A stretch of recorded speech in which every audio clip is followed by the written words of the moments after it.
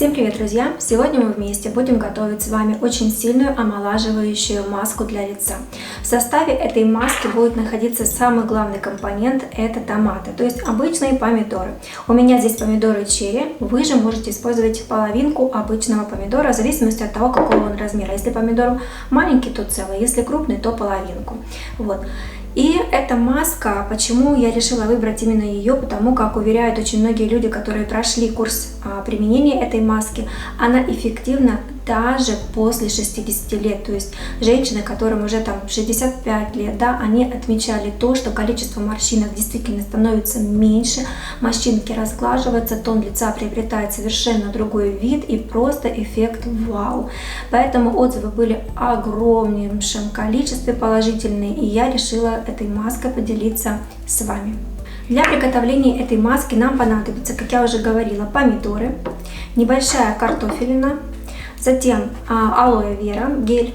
Вот если есть у вас растение алоэ вера, то вы можете отрезать небольшой кусочек и сошкрябать оттуда гель. Это будет еще более такой, как считается, выраженный эффект. Но у меня нет алоэ, поэтому я покупаю в аптеке уже вот такой готовый гель алоэ вера.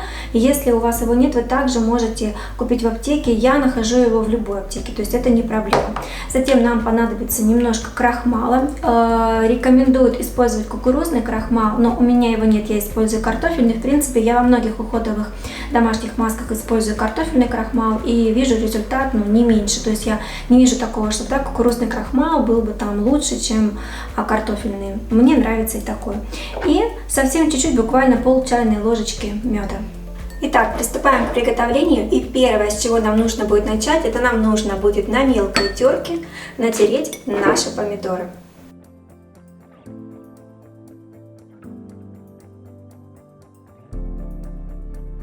Так, готово. Теперь полученную томатную массу нам нужно будет процедить через ситочко.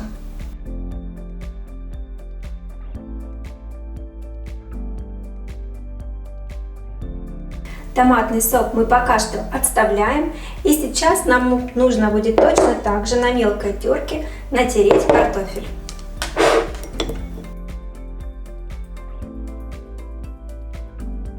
Картофель натерли на терке, и теперь точно так же, как и томаты, мы должны будем их процедить и хорошо выдавить сок картофеля.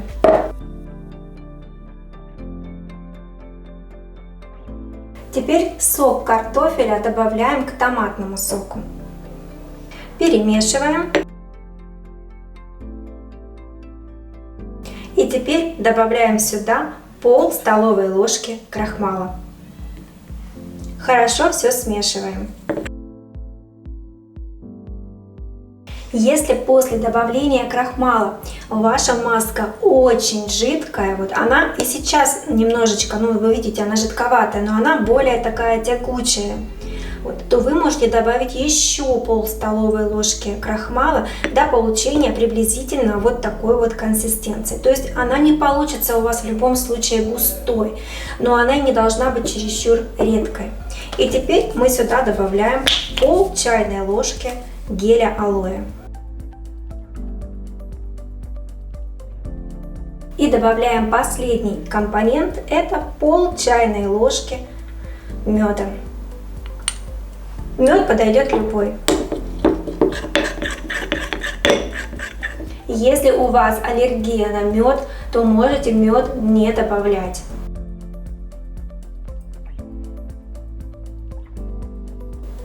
Полученные компоненты нужно очень хорошо смешать. Не прекращайте мешать в течение 1 минуты.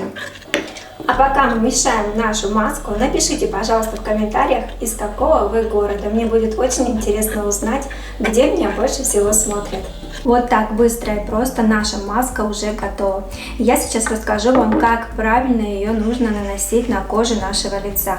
Но перед тем, как мы поговорим о том, как наносить, я хочу рассказать вам, почему именно эти компоненты так благотворно влияют на омолаживание нашей кожи.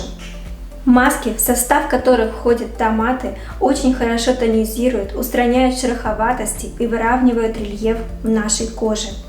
Томаты укрепляют и освежают кожу, улучшают ее тон, стирают видимые следы усталости и стресса, придают энергию, жизненную силу и сияние нашей коже. Но самое главное, помидоры влияют на кожу лица самым благотворным способом, а именно затормаживают старение кожи. А цинк, который входит в состав томатов, помогает в регенерации клеток кожи. Он устраняет шероховатую поверхность кожи, благодаря чему наша кожа становится гладкая, подтянутая и заметно уменьшается количество морщинок на лице. Что касается других компонентов в составе этой маски, давайте поговорим сейчас про крахмал. Почему так часто используется крахмал в домашних уходовых масках?